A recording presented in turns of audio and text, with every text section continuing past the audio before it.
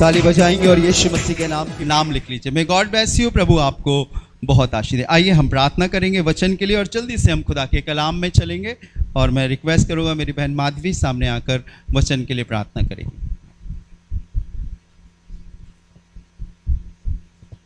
आइए प्रार्थना करेंगे।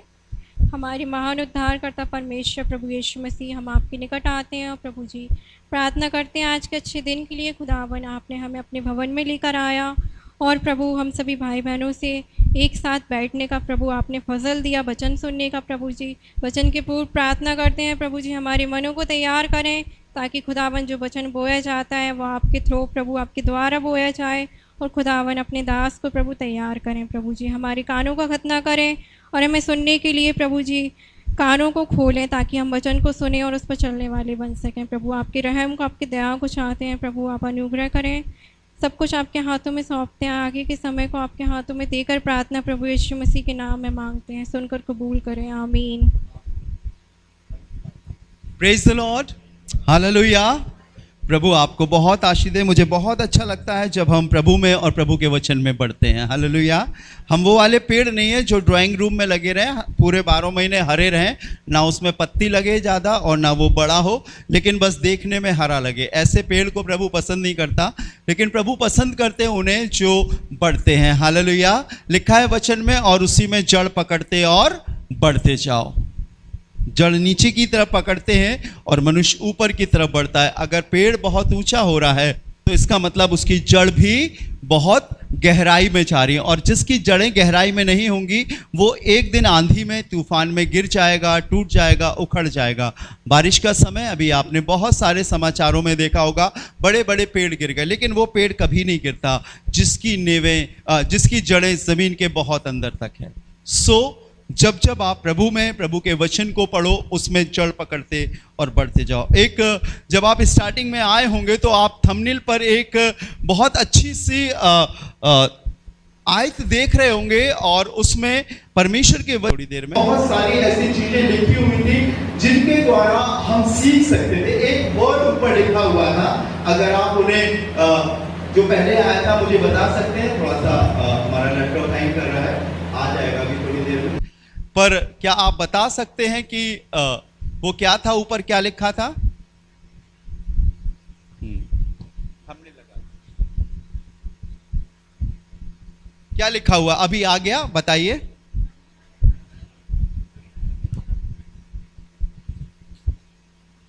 थर्टी मिनट कर दिए। क्या लिखा हुआ है? जोर से बोलिए। मन्नत, संकल्प, प्रतिज्ञा और प्रण। इंग्लिश में भी लिखा हुआ है, और ये मिलते जुलते एक दूसरे से संबंधित पर्यायवाची शब्द हैं, और ये एक विश्वासी के जीवन में जो प्रभु के पास आ गया है बहुत मायने रखते हैं। अगर इंसान अपने प्रभु से प्रेम करता है, प्रभु के पास आता है, प्रभु को अपना जीवन उसने दिया है, और अगर वो इन बातों को नहीं सीखेगा, नहीं समझेगा, तो उसके जीवन में बहुत प्रॉब्लम्स आएंगी। क्योंकि कुछ एक ऐसी चीजें जिन्हें हमें जानना बहुत जरूरी है, और अगर हम लापरवाह या हमने उन बातों की तरफ गौर नहीं किया, सतर्क नहीं हुए, तो हमें पता ही नहीं चलेगा कि हम परमेश्वर के भवन में होकर प्रार्थना करके, वचन पढ़ के, तमाम परंपराओं और रिवाजों को पूरा करके हम एक शापित जिंदगी जी रहे हैं। और हमारे दिमाग में एक ही ख्याल आएगा कि आखिर ऐसा क्यों? और अगर हम उन बातों को जो प्रभु ने हमारे लिए पहले से तैयार की हैं, प्रत्येक बातों को हमें देखना। जब बच्चा बढ़ता है तो 1 साल का होता है, डायरेक्ट 10 साल का हो जाता है। उसके बाद क्या? 1 के बाद 2, 2 के बाद 3, 3 के बाद 4। वैसे ही परमेश्वर के वचन की कुछ व्यवस्थाएं हैं, कुछ नियम हैं, कुछ आज्ञाएं हैं इनको हमें बहुत गंभीरता से, बहुत समझदारी से अपने जीवन में लेना है। आप जो ये शब्द देख रहे हैं मन्नत, अक्सर जब हम हिंदुस्तान में रहते हैं तो आपने अपने मिलने वालों से ये शब्द सुना होगा, हमने फलानी मजार पे जाके ये मन्नत मानी, हमने फलाने सिद्ध स्थान पे जाके ये मन्नत मानी, और हमने ये कह दिया था कि अगर हमारा ये काम हो गया तो हम ऐसा करेंगे। सुना ना? हेलो, सुना ना आपने जी? ये सब चीजें आम बातें हैं जो आज भी मनुष्यों के जीवन में होती हैं। जब मैं भी किसी के घर जाता हूं प्रार्थना करने के लिए, तो लोग मुझसे बोलते हैं, भैया हमारा ये काम हो जाएगा तो हम चर्च के लिए या प्रभु के लिए या कलीसिया में ऐसा करेंगे। एक शख्स ने मुझसे बोला, भैया चर्च थोड़ा दूर है, प्रार्थना कीजिए मुझे एक गाड़ी मिल जाए, एक बाइक मिल जाए ताकि मैं चर्च आ सकूं। मैंने कहा बिल्कुल मैं प्रार्थना करूंगा। मैंने कहा बाइक मिलेगी तो क्या करोगे आप? तो कहने लगे मैं हर संडे चर्च आया करूंगा अपनी पत्नी के साथ, अपने बच्चों के साथ। हमने प्रार्थना करी और प्रभु का भी इंतजाम देखिए, खुदा ने मुमकिन किया कि वो एक गाड़ी को फाइनेंस करा पाए, हीरो होंडा स्प्लेंडर लाल कलर की। जब गाड़ी उनके घर में आई तो उन्होंने मुझे घर में बुलाया, कहा पास्टर जी मिठाई खाने आइए, हमें गाड़ी मिल गई है। और मैं आपको बताऊं, हमने उसके लिए प्रार्थना करी, थोड़ी मिठाई भी खाई। उस संडे वो चर्च आए और उसके बाद वो नहीं आए। बहुत सारे लोग ऐसे ही खुदा के घर में दुआओं में, प्रार्थनाओं में मन्नत मांगते हैं। आपको मालूम है बाइबल इसके लिए कुछ स्पष्ट कहती है। ये चीजें जो आप अपने मन में खुदा के घर में कह रहे हो ना, आपकी मन की सोच लिखी जा रही है। आपका प्रण, आपकी प्रतिज्ञा, आपका प्लेज, प्रॉमिस, जिस चीज को भी आप समझ सकते हो वो लिखे जा रहे हैं। और अगर हम उस वचन के अनुसार अपने जीवन को, जो हमने अहद मांगा है या वादा किया है, नहीं करेंगे तो आपको मालूम है क्या होता है। मैं आज वही आपको बताने के लिए आया हूं। परमेश्वर खेलने की चीज नहीं है। बाइबल बताती है, इब्रानियों की किताब में लिखा है, वो भस्म करने वाली आग है। अगर हमने उसके प्रेम के विषय में सुना, उसकी दया के विषय में सुना, उसकी सहायता और मदद के लिए सुना, उसके पीछे इस बात को भी जानना है। बाइबल बताती है, खुदा के कलाम में लिखा हुआ है। पढ़िएगा इस आयत को, व्यवस्था विवरण उसका कौन सा अध्याय है? 23वां अध्याय और उसका 22वां पद पढ़िएगा। कोई पढ़े जोर से।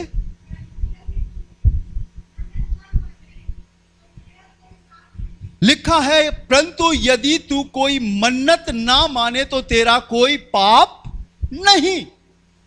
लेकिन यहां तो ऐसे लोग भी बैठे हैं जो मन्नत मांगते हैं, जो प्रॉमिस करते हैं, जो शर्त लगाते हैं, शपथ खाते हैं,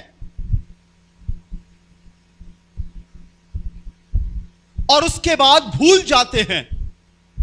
और फिर वो सोचते हैं कि ये प्रॉब्लम हमारे जीवन में क्यों आ रही है।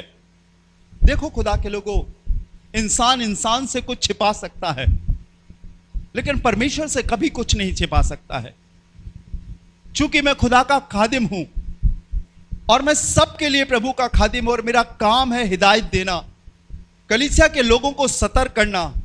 अगर आप बाइबल नहीं पढ़ते, अगर आप खुदा के भवन के लोग नहीं होते, तो मैं आपको रोड पर रोक के नहीं बोलता कि आप ये गलत कर रहे हो, ठीक कर रहे हो, कुछ नहीं बोलता। लेकिन प्रभु आपको लेकर आया है, और एक दिन मेरा प्रभु मुझसे पूछने वाला है, राजू जो मैंने तुझे दिया था क्या वो तूने मेरे लोगों को बताया, मेरे बहन मेरे भाई, प्रभु आपसे बहुत प्यार करता है। प्रभु आपको श्रापित जिंदगी जीने के लिए लेकर नहीं आया है, लेकिन ये छोटी छोटी चीजें हैं जो हम अपने जीवन में ठानते हैं। बाइबल में लिखा है, परंतु यदि तू मन्नत ना माने, तेरा कोई पाप नहीं, कोई बात नहीं। अगर आप प्रॉमिस नहीं कर पा रहे हो, अच्छी बात है। बाइबल में लिखा है, आप निकालें मेरे संग एक आयत, बहुत अच्छी लगेगी आपको ये आयत परमेश्वर के वचन की। भजन संहिता 107 अध्याय और उसका 31वां पद पढ़िए। साम चैप्टर 107, भजन संहिता उसका 107 अध्याय 31वीं आयत पढ़िएगा।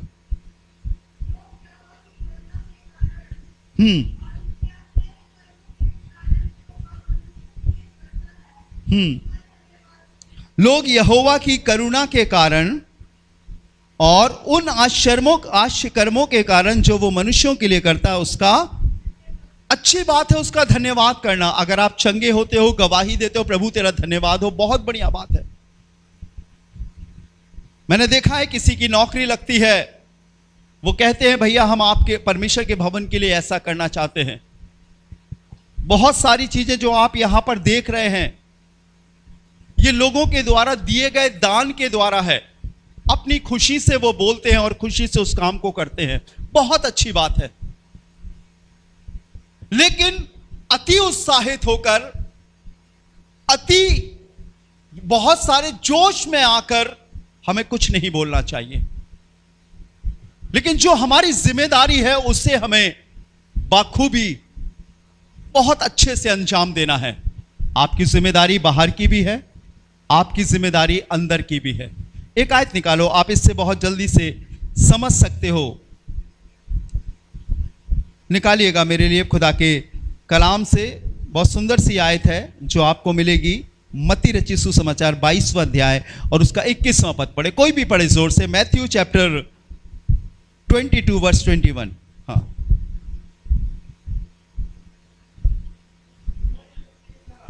हाँ,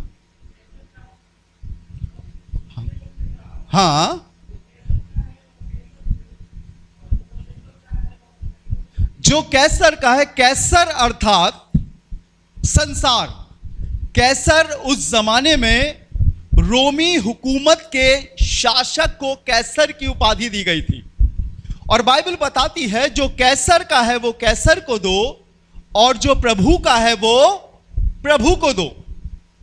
कुछ फरीसी यीशु को परखने के लिए एक सिक्का यीशु के पास लाए और यीशु से कहने लगे, बता प्रभु, ये तुझे परमेश्वर को दे या कैसर को दे? यीशु ने उस सिक्के को लिया और उन फरीसियों से कहा, उसको परखने के लिए आए थे, उससे कहा जो कैसर का है वो कैसर को दो और जो प्रभु का है वो प्रभु को दो। आपको मालूम है प्रभु का क्या है? Hello, praise the Lord. आपको मालूम है प्रभु का क्या है? अभी तक हम ये नहीं पहचान पाए हैं, अभी तक हम ये नहीं समझ पाए हैं। जो परमेश्वर हमें आशीष देता है, जो परमेश्वर हमें ब्लेसिंग्स देता है, जो परमेश्वर ने हमारे जीवनों में बरकत के काम किए हैं, और वही अभी हमने भजन संहिता में पढ़ा कि लोग उन आश्चर्य कर्मों के विषय जब वो मनुष्यों के बीच में करता है, परमेश्वर का धन्यवाद दें। हमें इस बात को समझना है कि परमेश्वर का क्या है और कैसर का क्या है। और यदि हमारे मन में ये भेद नहीं है तो याद रखिए परमेश्वर के लोगों, हम एक श्रापित जिंदगी जी रहे हैं। पढ़िए, अब मैं आपको और गहराई में ले जाना चाहता हूं ताकि आंखें खुले। भजन संहिता 76 अध्याय, साम चैप्टर 76 जी, भजन संहिता उसका 76 अध्याय 76 चैप्टर वर्स 11 पढ़िएगा।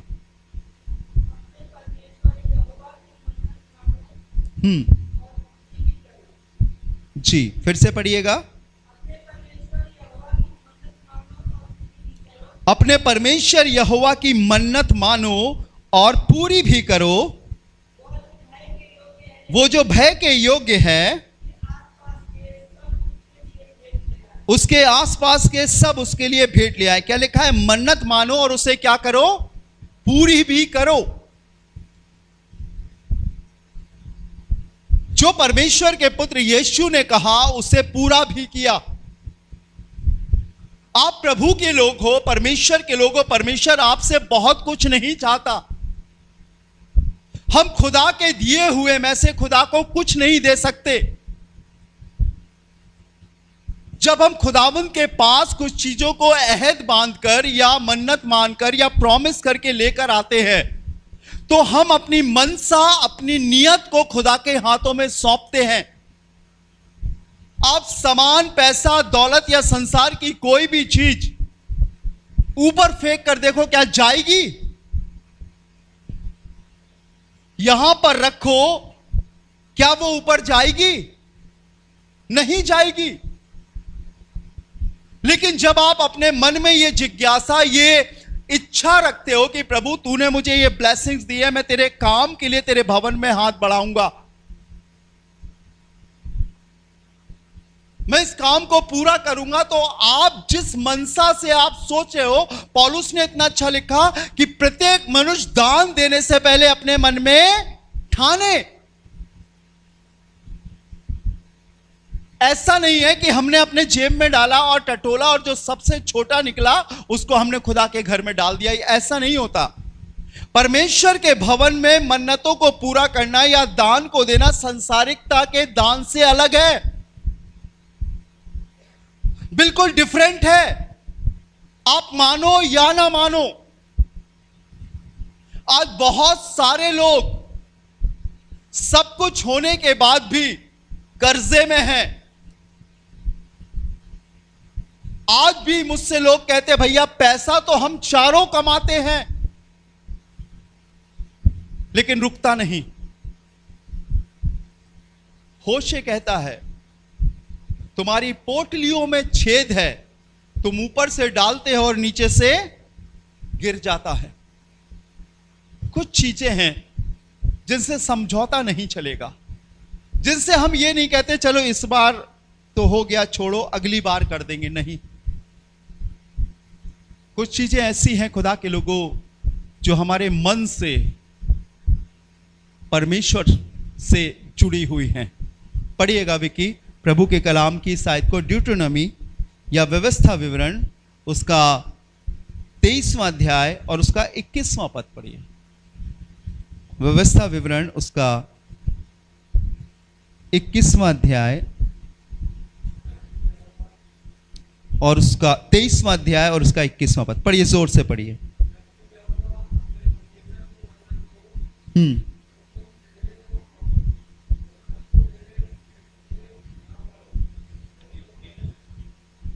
हाँ, 23वां अध्याय का 21वां बेटा। हाँ, लिखा हुआ जब तू अपने परमेश्वर यहोवा की मन्नत माने तो उसे पूरी करने में विलंब ना करना, क्योंकि तेरा परमेश्वर, समझ रहे हो ना आप,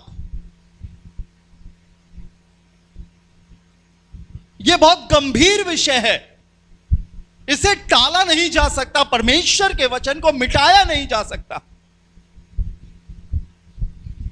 यीशु ने स्पष्ट कहा जो कैसर का है वो कैसर को दो और जो परमेश्वर का है वो परमेश्वर को दो। बड़प्पन या बड़बोलापन परमेश्वर को पसंद नहीं है। अमाउंट कितना बड़ा है, कितना छोटा है, कितनी कीमती चीज आप खुदा के पास ला रहे हो, नो वैल्यू। लेकिन वैल्यू अगर कुछ है तो आपके उस प्लेज की है, उस मन्नत की है, उस प्रॉमिस की है जो आप यहां ठान रहे हो। यीशु ने दान के विषय में कहा है, जब तुम दान करो तो अन्य जातियों के समान मत करो, जो सभाओं में अपने नाम के लिए बड़े बड़े दान कहते हैं। आपने सुना होगा फलाने की ओर से 1001 रुपए, फलाने की ओर से इतने हजार, इतने लाख, इतने रुपए। परमेश्वर नहीं पसंद करता है, उसे पैसा नहीं चाहिए। पहले आप ये समझ लो, क्योंकि बाइबल में परमेश्वर के वचन में लिखा है तुम परमेश्वर और धन दोनों की सेवा नहीं कर सकते। आज बहुत सी संस्थाएं, बहुत से चर्च सिर्फ कमाई का जरिया बन गए। बाइबल में लिखा है परमेश्वर की खिदमत को अनर्थ की कमाई का जरिया मत बनाना। मैंने तो यहां तक सुना लोग प्रार्थना कराने के लिए हजारों रुपए मांगते हैं, नंबर लगाते हैं। जितना आपके पास है प्रभु उसी को आशीषित करना चाहता है। आपकी सैलरी बहुत अधिक नहीं है, आपकी इनकम बहुत अधिक नहीं है, आपके पास कमाई के जरिए इतने नहीं है, लेकिन जो कुछ आपके पास है उसमें खुदा को हिस्सेदार बनाओ और अपने मन को परमेश्वर के वचन के प्रति सजग करो, तैयार करो। याद रखो बाइबल बताती है मन में असाध्य रोग लगा है, उसका भेद कौन समझ सकता है। कभी भी अपने मन की मत सुनना, लेकिन अपने मन से कहना कि तू परमेश्वर को धन्य कह। शायद मैं सोचता हूं 2 कुरिन्थियों 10वें अध्याय की 5वीं आयत में कुछ ऐसा लिखा है, पढ़िएगा जरा। 2 कुरिन्थियों 10वां अध्याय 5वां पद पढ़िए।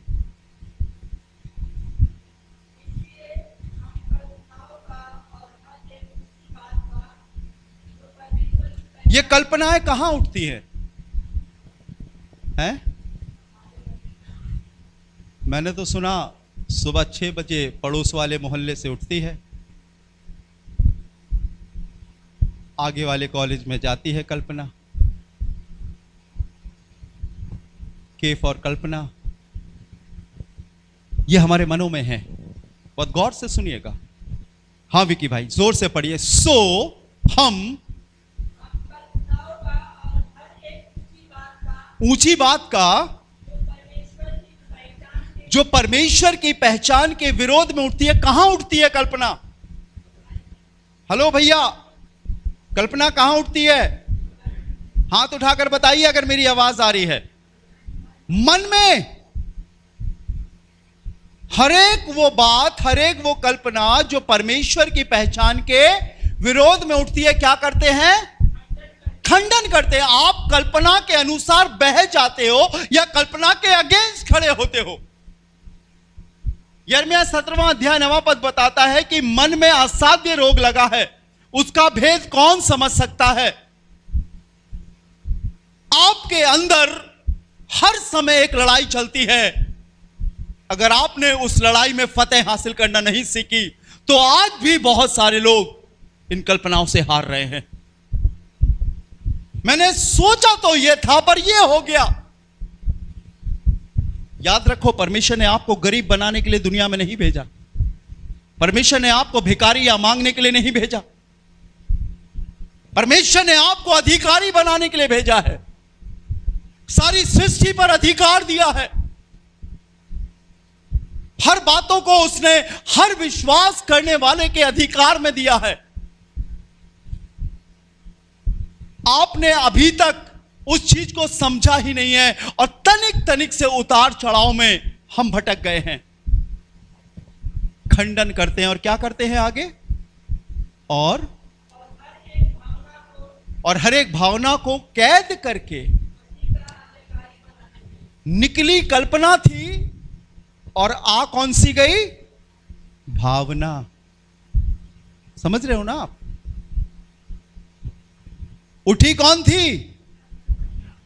और आ कौन सी गई? जब हमने दिमाग में गुड़ गुड़ गुड़ गुड़ गुड़ गुड़ गुड़ गुड़ गुड़ गुड़ गुड़ गुड़ गुड़ गुड़ गुड़ गुड़ करते, अरे यार दे कि नहीं दे, करे कि नहीं करे, होगा कि नहीं होगा, दशमांश दे कि नहीं दे, प्रभु के लिए हाथ बढ़ाए कि नहीं बढ़ाए। अब वो कल्पना लड़ाई चल रही है अंदर। या तो हम हार गए हैं या हम जीत गए। क्या लिखा है? भावना को कैद करके क्या करते हैं? हालेलुया, मसीह का आज्ञाकारी बनाते हैं। और इसीलिए बाइबल बताती है जब तू अपने परमेश्वर यहोवा के लिए मन्नत माने तो उसे पूरी करने में विलंब ना करना, क्योंकि तेरा परमेश्वर यहोवा इसे निश्चय तुझसे ले लेगा। और आगे क्या लिखा है? 23वां पद, 22वां पद, पढ़िएगा जल्दी से, ड्यूटेरोनोमी चैप्टर 23 वर्स 22।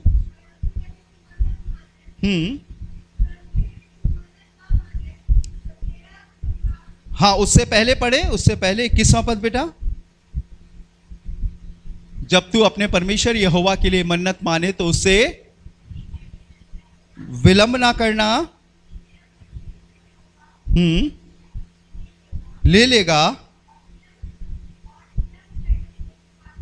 और विलंब करने से तू क्या ठहरेगा?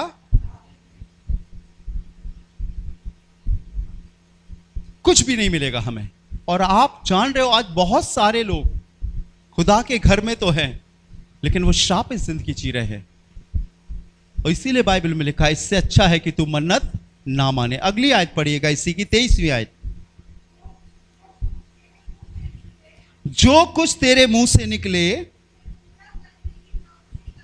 क्या लिखा है? उसे पूरा करने की चौकसी करना। जो तेरे मुंह से निकले, मुंह सुनिएगा मेरी बात खुदा के लोगों, मुंह में कब आता है? पहले कहां आता है? सीखे, मैं प्रीचिंग नहीं कर रहा हूं, मैं अपने लोगों से बात कर रहा हूं ताकि मेरे लोग इस छोटी छोटी बातों को सीखे। सबसे पहले कहां आ रहा है? मन में। मैं तो यहां तक कहता हूं, आप मुंह से बोले ना बोले, परमेश्वर पहले ही सुन लेता है। सुनता है कि नहीं सुनता है? और लिख भी लेता है। सैकड़ों जगह उसने इस बात को सुन लिया। आपको मालूम है, यूसुफ ने अपने मन में यह सोचा कि मैं अपनी पत्नी को चुपके से क्या करूंगा? त्याग दूंगा। उसी समय फरिश्ता आ गया, ले बेटा। वो सुन लेता है। फरिश्ता आके कहने लगा तू अपनी पत्नी को मत त्याग, क्योंकि जो उसके गर्भ में है वो परम प्रधान का पुत्र है, उसकी संतान है।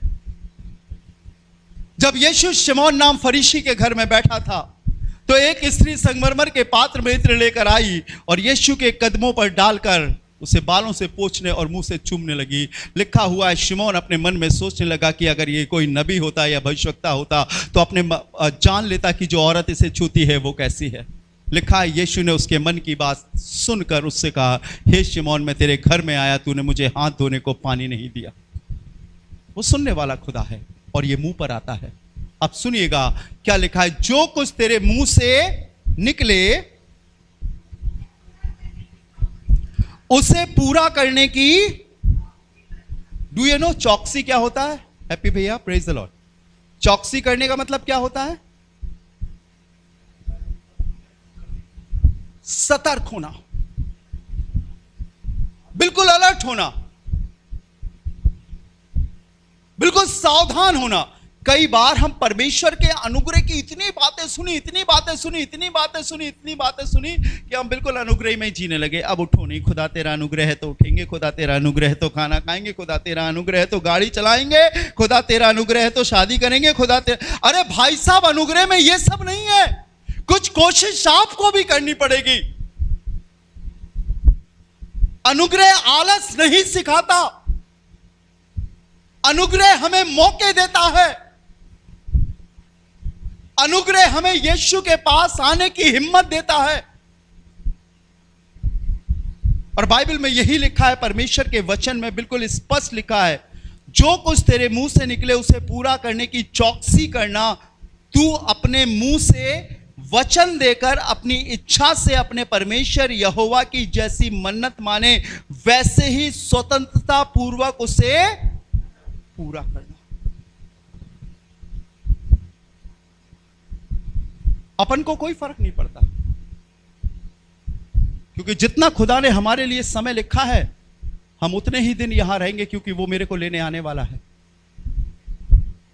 उसने मुझसे कहा है, बिल्कुल निकट हूं, और मेरे जीते जी मैं अपने लोगों को यही बताता रहूंगा कि परमेश्वर के एक मसीही जीवन में, एक विश्वासी जीवन में बेपरवाही, लापरवाही नहीं चलेगी। एक जन मुझसे हमेशा बोलता है, आपको विश्वास नहीं होगा प्रभु के लोगों, 25-30 साल हो गए हैं।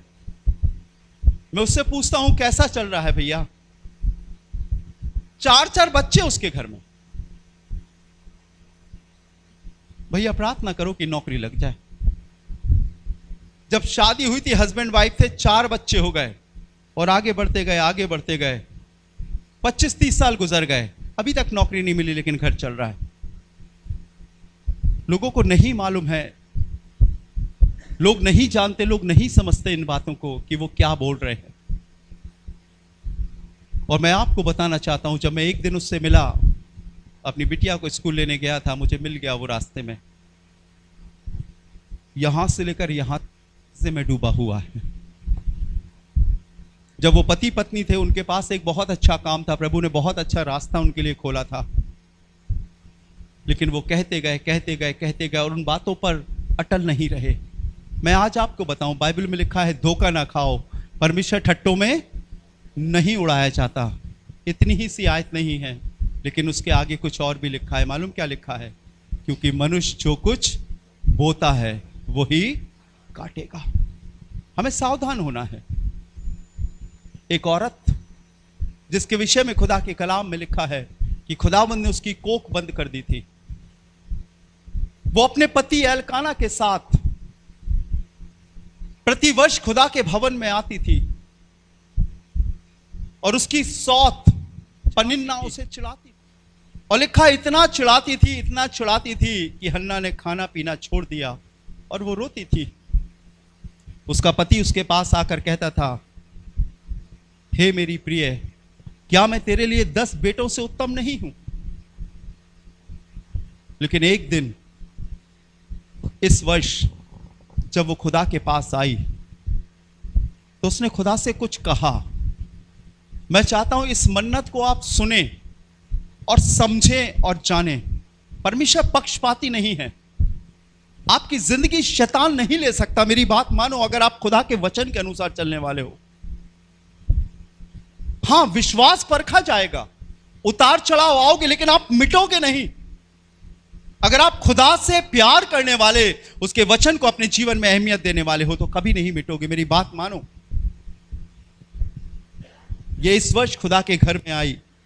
मैं चाहता हूं मेरी बहन, मेरे भाई, कोई भी अगर निकाल सकता तो पढ़े पहला शमूएल उसका पहला अध्याय, 1 शमूएल चैप्टर 1 उसकी 11वीं आयत पढ़िए जरा।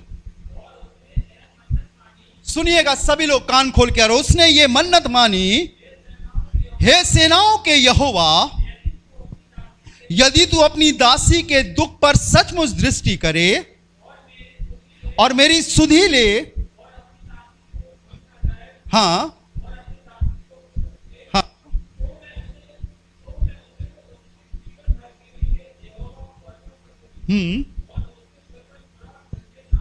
समझ रहे हो ना आप? जिसकी कोख परमेश्वर ने बंद कर दी और पुत्र या पुत्री की कोई भी आशा नहीं, वो एक प्रॉमिस कर रही है अपने खुदा के घर में कि अगर तू मुझे बेटा दे तो मैं उसे जीवन भर तेरे भवन में सौंप दूंगी। याद रखो, करीब 32-33 साल की सेवकाई हो रही है। मैंने छोटे बच्चों से परमेश्वर की खिदमत शुरू करी, जरा जरा से। संडे स्कूल में गाने सिखाता था, गिटार बजाता था, ऑर्गन बजाता था, कॉन्गो बजाता था, हारमोनियम बजाता था। और माँ बाप मुझसे कहते थे, राजू भैया, हम अपने बच्चों को आपके समान बनाना चाहते हैं, वो भी गिटार बजाए, वो भी गाना गाए, वो भी प्रेज एंड वर्शिप करे। मैंने कहा बिल्कुल, मैं तो चाहता हूं मुझसे भी आगे बढ़े। बच्चे बढ़ते गए, बचपन से किशोर अवस्था में, किशोर अवस्था से जवानी की अवस्था में, हाई स्कूल इंटर तक पहुंचे वो। एक दिन मैंने उनकी मम्मी को फोन किया। मैंने कहा दीदी, पप्पू नहीं आया चर्च। कह रहे क्या बताऊं पादरी साहब, मैंने उसे धनिया लेने चौराहे पर भेजा था, अभी तक लौटा ही नहीं। मैंने कहा चलो कोई बात नहीं, अगली बार शनिवार को धनिया मंगा लेना, इतवार को खुदा के घर भेजना। क्योंकि पहले आराधना से पहले जब हम सीपी मिशन में थे तो हम पहले संडे स्कूल लेते थे, बच्चों को सिखाते थे, फिर उसके बाद हमारी आराधना होती थी। हमारी जो पुराने लोग हैं वो जानते हैं। अगले संडे का दिन आया, फिर पप्पू गोल।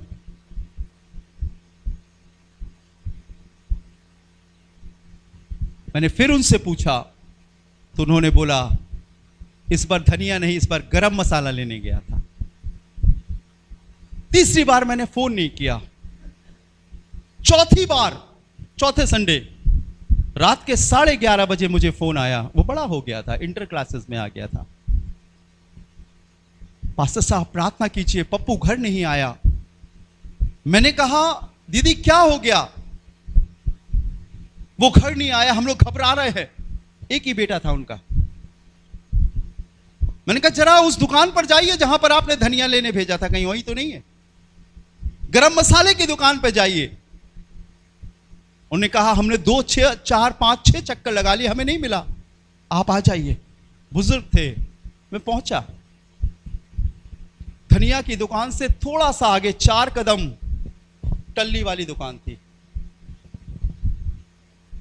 वहीं आगे पप्पू नाली में पड़ा था, सिर नाली के अंदर और पैर बाहर।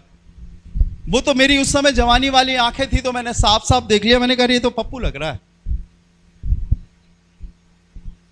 उस मां ने मुझसे कहा था कि मैं अपने बच्चे को खुदा को सौंपूंगी, पास्टर जी आपके समान बनाऊंगी कि वो भी खुदा की तारीफ करेगा। लेकिन वो धनिया और वो गरम मसाला शराब की दुकान पर ले गया। जरा सोचो, आप क्या बोल रहे? खुदा से खेल नहीं सकते हो। बाइबल में लिखा निश्चय तेरा परमेश्वर यहोवा वो तुझसे ले लेगा, और विलंब करने के कारण तू पापी ठहरेगा। मत बोलो उन बातों को। जरूरत नहीं है खुदा को आपकी, जरूरत उनकी है जो कहते हैं और करते भी हैं। हालेलुया। पतरस मछली पकड़ रहा था, अंद्रयास भी था, यूहन्ना भी था। यीशु ने कहा मेरे पीछे हो लो, क्योंकि मैं तुम्हें मनुष्यों का पकड़वाने वाला बनाऊंगा। और लिखा है वो अपने जाल फेंक कर यीशु के पीछे हो लिए। टाइम नहीं लगता है। और जब तक हम धनिया और गरम मसाले में फंसेंगे तब तक शैतान बर्बाद कर देगा जिंदगी को। मेरी बेटी की उम्र की लड़कियां हमारे चर्च में बढ़ रही हैं। मैं अक्सर उनके मां बाप से कहता हूं ये तैयार हो गई है बैप्टिज्म के लिए। शैतान ने अपना काम करना शुरू कर दिया, तुम ढीले पड़ रहे हो। तैयार करो अपने बच्चों को खुदा के लिए ताकि वो समर्पित हो, समझे बैप्टिज्म क्या है, अपने गंदे कामों से मन फिराए। आपने उसकी बीमारी के लिए दुआ करी, प्रभु ने उसे चंगा किया। आपने उसे पास होने के लिए प्रार्थना करी, प्रभु ने उसे सफल किया। गिड़गिड़ाए, रोए, आंसू बहाए, सब कुछ किया, लेकिन अब समय है कि अपने बच्चों को प्रभु के लिए समर्पित करें। आपको मालूम है उस दिन पतरस खड़ा हुआ और रात में प्रचार कर रहा था। कितने लोगों ने यीशु को ग्रहण किया? जरा हाथ उठाइए, हाथ उठा के बताइए कितने लोगों ने सुसमाचार सुन के ग्रहण किया? हाथ उठाइए, बताइए कितने लोग थे? Yes, right. वचन को ध्यान से पढ़िए। लगभग 3000 के लोगों। और पतरस ने उनसे क्या कहा? प्रेरितों के काम 2 अध्याय 38वां पद बताता है। और पतरस ने कहा तुम में से हरेक अपने अपने पापों की क्षमा के लिए यीशु मन फिराओ, और तुम में से हरेक अपने अपने पापों की क्षमा के लिए यीशु मसीह के नाम से बपतिस्मा लो, तब तुम पवित्र आत्मा का दान पाओगे। एक ने कहा थोड़ा सोच लेने दो। दूसरे ने कहा पापा से पूछ ले, मम्मी क्या कह रही हैं। मुझे बताइए बपतिस्मा कब लिया उनने? भैया निकाल के पढ़ दीजिए थोड़ा सा इस आयत को। प्रेरितों के काम Acts of Apostle chapter 2 verse 38, 2:38।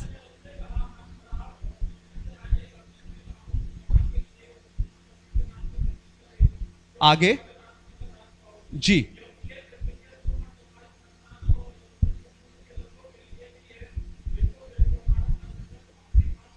अपने पास बुलाएगा। आगे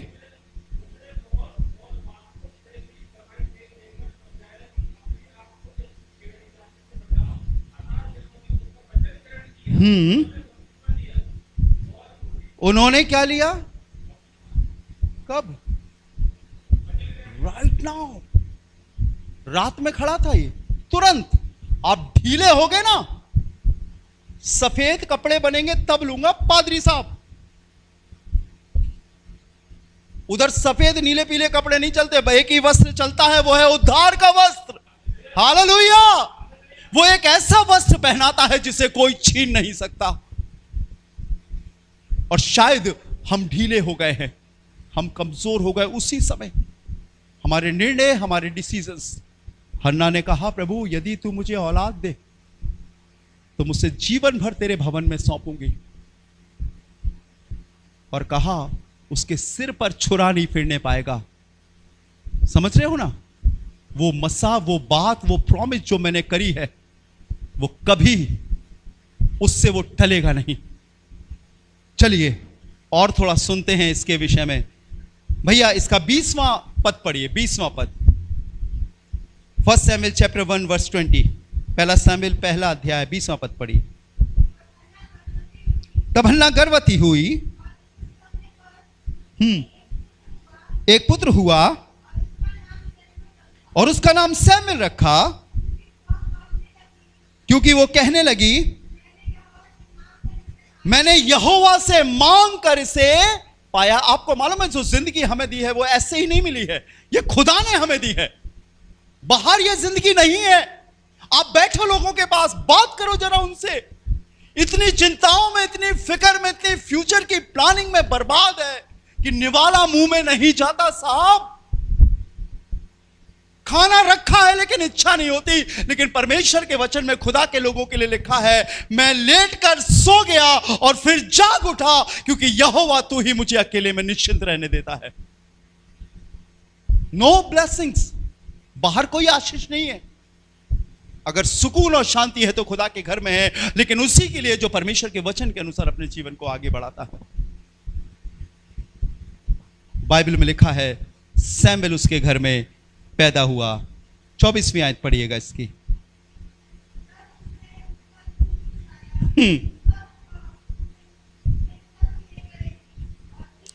जब उसने उसका दूध छुड़ाया तब वो उसको संग ले गई और 3 बछड़े और एपा भर आटा और कुप्पी भर दाख मधु भी ले गई और उस लड़के को शीलो में यहोवा के भवन में पहुंचा दिया। उस समय वो लड़का ही था। हालेलुया। जो उसने कहा था उसने सौंप दिया। अगर आपने कहा है और उस लड़के को या उस लड़की को आप अपने लिए रखते हो, याद रखो वो लड़का, वो लड़की आपके लिए नासूर बन जाएगा।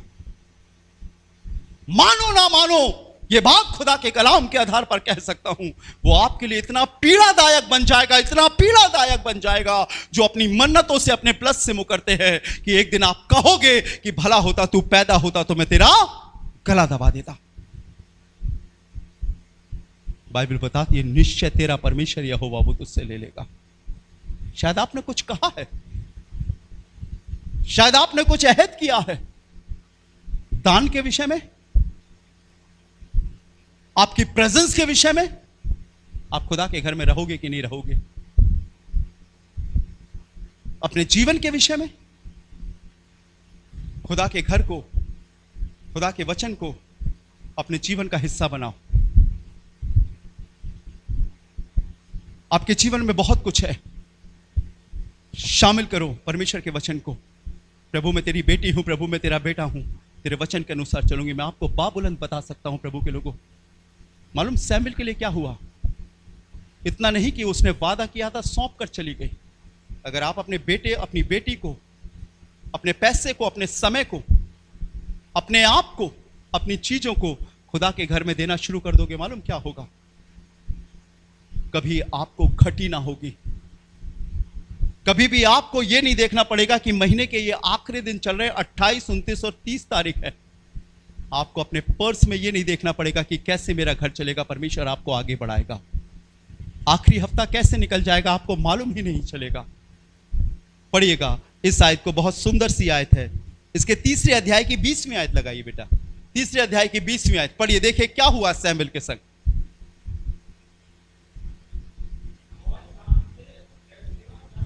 और दान से लेकर बेशबा तक के लोग, सारे इस्राएलियों ने जान लिया कि हालेलुया, सैमुएल यहोवा का नबी नियुक्त हुआ है, मुकर्रर हुआ है। लोग आपको देखकर जान जाएंगे। लोग आपको देखकर समझ जाएंगे ये खुदा का बेटा है, ये खुदा की बेटी है। आपके भले कामों को देखकर आपके मां बाप की तारीफ होगी। आपके जीवन को देख के लोग परमेश्वर की बड़ाई करेंगे। लेकिन कब? जब आप उन प्रॉमिसेस को याद रखोगे। प्रभु दयालु है, अनुग्रहकारी है। इस आयत को पढ़कर मैं आपके लिए प्रार्थना करूंगा। आज भी हमारे लिए मौका है। अपने खुदा से कहें, प्रभु मुझसे भूल हो गई है, गलती हो गई है, मुझे माफ कर। याद रखो, आप मन में भी सोचोगे तो आपने उन बात को कर लिया है। मुंह से बोलना तो एक अलग की बात है, लेकिन अगर आप मन में भी कर रहे हो, क्योंकि बाइबल में लिखा है दान मन की तैयारी से दिया जाता है, और जब तक मन की तैयारी ना हो दान ग्रहण नहीं होता है। आपने मन में कुछ कहा हो, मुंह से किसी से ना कहा हो, प्रभु ने सुन लिया है और उसी से श्राप आ रहा है, वहीं से ब्लेसिंग सारी। इस आयत को पढ़कर मैं आपके लिए दुआ करूंगा। पढ़ सकते हैं तो पढ़े। सबोपदेशक 5वां अध्याय उसके 4थे पद से। इलेक्ट जस्टिस, सबोपदेशक 5वां अध्याय पढ़िएगा। 5वां अध्याय और उसका 4था पद।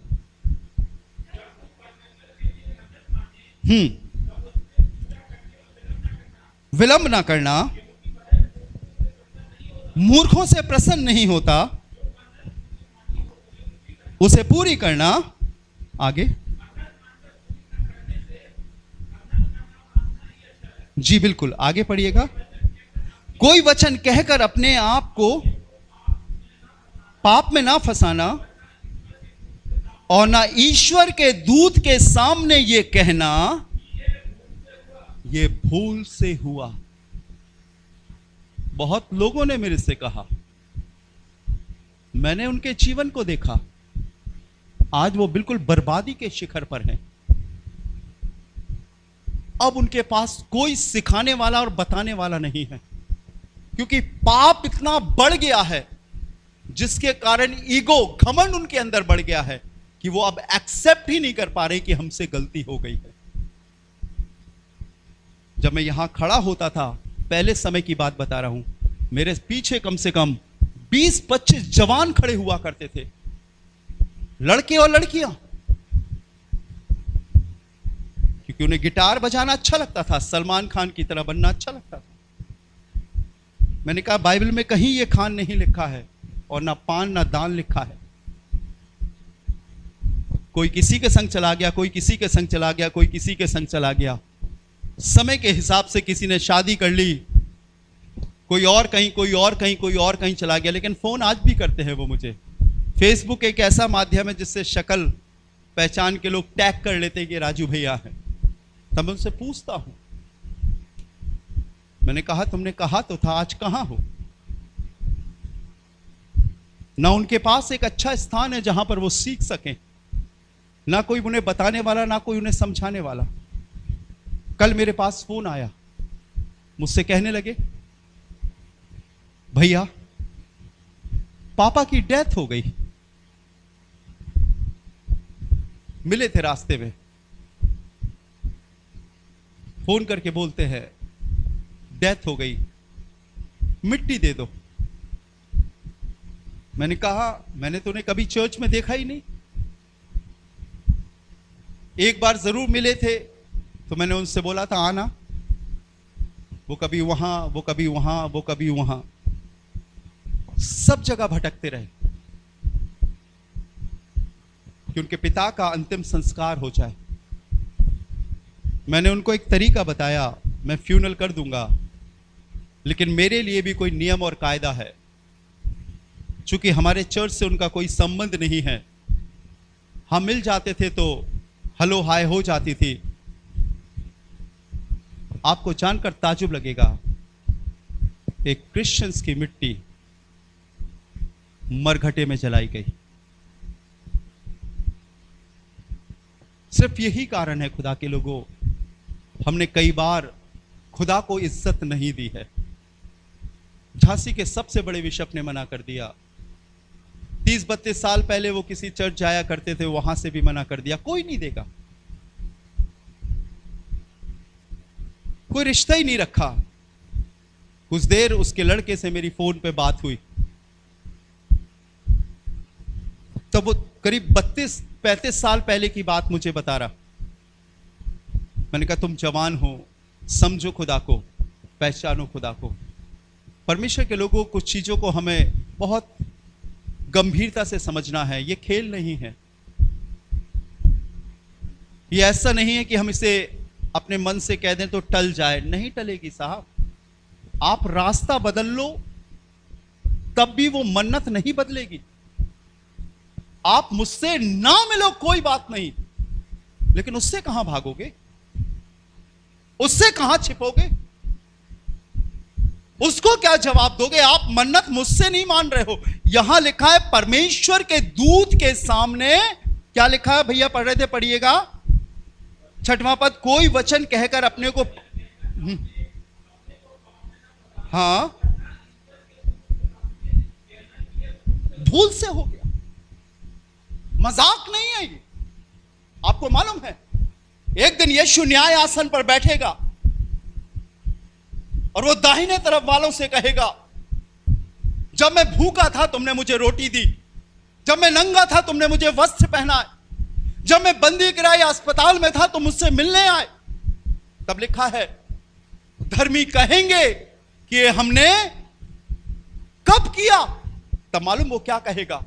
जो तुमने इन छोटों से छोटों के साथ किया वो तुमने। मैं पैसा कमाने के लिए खिदमत करने नहीं आया, मैं सच्चाई से खुदा का कलाम प्रचार करने के लिए आया हूं ताकि जिंदगी बचे और फिरदौस में, स्वर्गलोक में, परमेश्वर के पास स्वर्ग में दाखिल हो। भूल के भी ना कहना। अगर आपने अहद बांधा है, अगर आपने प्रॉमिस किया है, तो आपको चेक करना पड़ेगा। मैं डायरी इसीलिए देता हूं, और अगर किसी के पास डायरी नहीं है तो हाथ उठाइए, मैं दूंगा। इन वर्सेस को लिखा कीजिए, नोट किया कीजिए, और घर में जाके कम से कम 3 बार पढ़ा कीजिए। कितनी बार? 3 बार, कम से कम 3 बार पढ़ा कीजिए इन वर्सेस को। घर पे जाके खाली समय निकाल के। ये कभी नहीं बदलने वाली बातें हैं। भूल कर ना कहना। लिखा है मुंह से वचन देकर अपने आप को मत फंसाना। वहां तो राजू भैया दिख रहे हैं, पर आपको मालूम है पीछे कौन खड़ा है? दिख रहा कुछ? हेलो हैप्शिबा, हेलो विक्की भाई, कुछ दिख रहा है क्या पीछे? नहीं दिख रहा है। तो एक दिन यीशु दिखाएगा कि इन छोटों में से छोटों के संग जो तुमने किया वो तुमने मेरे साथ किया। Hallelujah, hallelujah. ये वचन जमीनी नहीं है, ये किताब फना होने वाली नहीं है, ये किताब रूहानी और आसमानी है, जो एक दिन मेरे और आपके जीवन का भेद खोलने के लिए खुदा के पास होगी। और इसीलिए बाइबल में लिखा है मन्नत ना मानना तेरे लिए ठीक है, और अगर तू मान रहा है तो उसे चौकसी से पूरा करना। Let us close our eyes. अपनी आंखों को बंद करेंगे, दुआ करेंगे।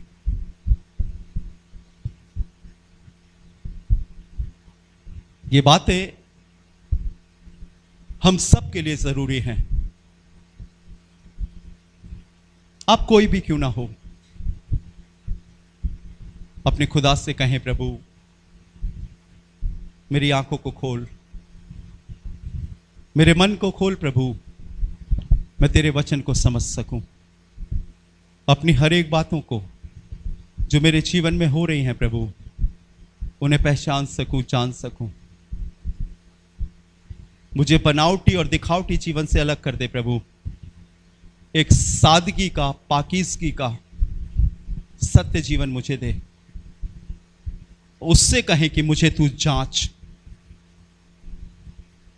आप अपने आप को स्वयं जांचें, लेकिन परमेश्वर से भी कहें मुझे जांच, मुझे परख, मेरी गंदगियों को, मेरी नाराजगी को, हर अधर्म को मेरे अंदर से मिटा डाल।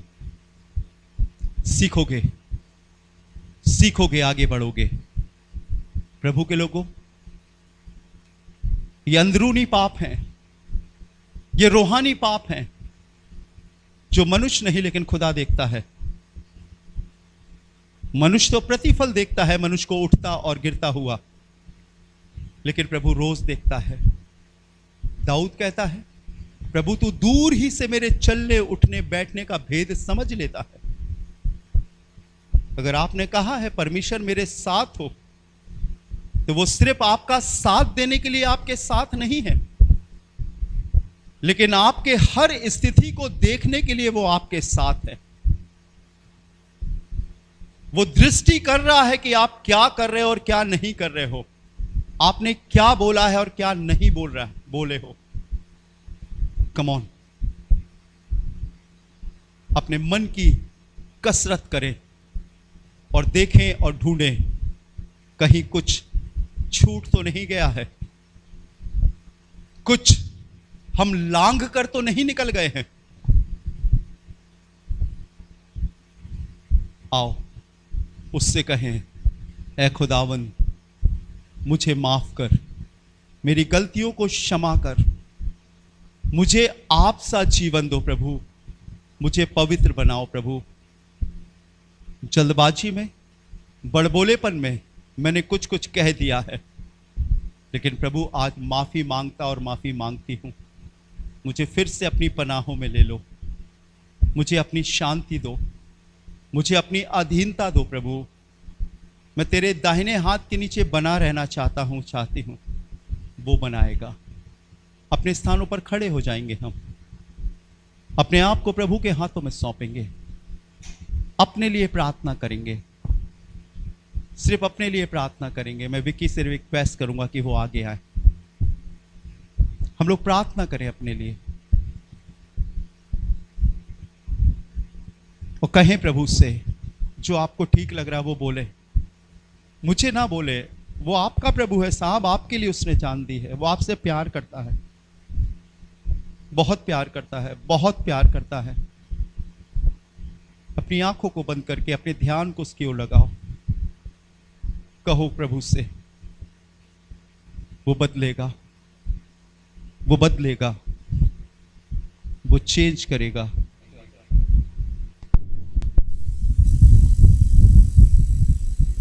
Thank you Jesus, hallelujah.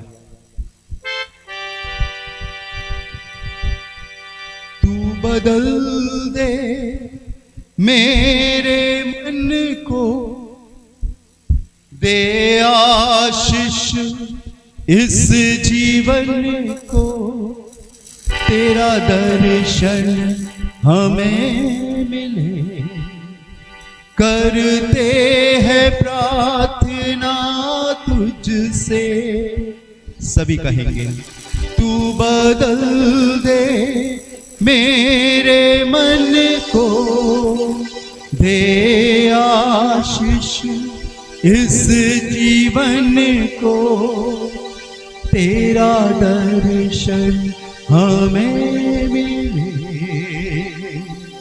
करते हैं प्रार्थना तुझसे, कलीसिया गाए, तेरी महिमा से, तेरे सामर्थ्य से, फिर से तू अभिषेक कर दे। तेरी महिमा से, तेरे सामर्थ्य से, फिर से तू अभिषेक कर दे। आप पवित्र आत्मा, आप पवित्र आत्मा, आप पवित्र आत्मा। बाइबल में लिखा है, वो पाप और न्याय के विरोध में निरुत्तर करेगा। सिर्फ कहे उससे, पाक रूप मैं तुझे अपने जीवन में लेना चाहता हूं, मेरे पापों को मुझ पर प्रकट कर, और हे यीशु मुझे अपने खून से धोकर साफ कर। मैं मानता हूं, मैं जान गया हूं, गलती मेरी है प्रभु, मुझे क्षमा कर। आइए दुआ करेंगे। मैं रिक्वेस्ट करूंगा भाई आकाश से कि आगे आकर दुआ में अगुवाई करें।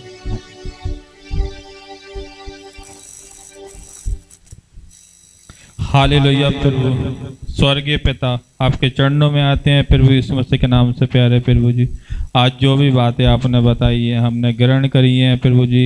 आपने अपने आप को प्रकट किया है प्रभु। हम लोग पापी थे प्रभु, तभी आपने हमें चुन लिया था प्रभु।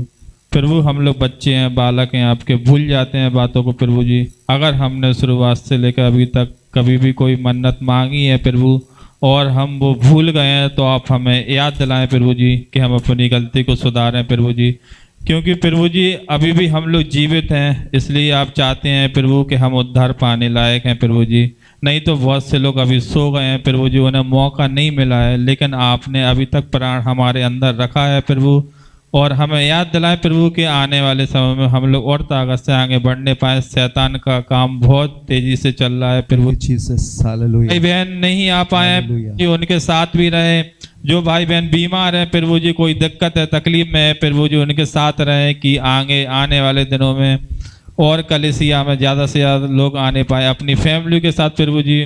क्योंकि आपने कहा है फैमिलियों में दिक्कत है प्रभु, पति पत्नी की नहीं होती प्रभु जी, क्योंकि वचन की ओर कान नहीं लगाते हैं और उनकी प्रार्थना नहीं सुनी जाती प्रभु। आप अपना मन दे प्रभु जी कि हम लोग एक साथ मिलने पाए। मैं फैमिलियाँ जो किया है प्यारे प्रभु जी, उससे आप हमें प्रभु पौलुस ने कहा है कि तुम शैतान की युक्तियों से अनजान नहीं हो प्रभु जी। आप हमें मार्गदर्शन देते हैं, हम उसमें बढ़ते जाते हैं प्रभु। जो भी हमसे गलतियां होती हैं, हमारे गलतियों के द्वारा, शैतान के द्वारा हमारी आंखों के सामने जो पर्दा पड़ा है वो यीशु मसीह के नाम से दूर होने पाए। शैतान की हर एक चाल को यीशु मसीह के नाम से काटता हूँ प्यारे प्रभु। आप सामर्थ्य परमेश्वर है प्यारे प्रभु जी। हम लोग अपनी गलतियों में बार बार गिर जाते हैं प्रभु, लेकिन समय बहुत अधिक निकट है प्रभु जी। हमें अपनी आत्मा का भाग दें प्यारे प्रभु जी कि हम तैयार होने पाए प्रभु जी। हर बातों में प्रभु आपको आदर महिमा जलाल देते हैं। जो भी बीज बोया गया प्रभु हम उसकी चौकसी करें और हम धीरे धीरे प्रभु आपने कहा है कि अंश अंश करके तुम बदलते जाओ प्रभु जी। हर बातों में प्रभु आपको आदर महिमा जलाल दें। आपकी इच्छा हमारे जीवन में पूरी हो। छोटी सी प्रार्थना प्रभु यीशु मसीह के नाम में मांग लें, इसे सुनो कबूल कर प्यारे प्रभु। आमीन आमीन आमीन।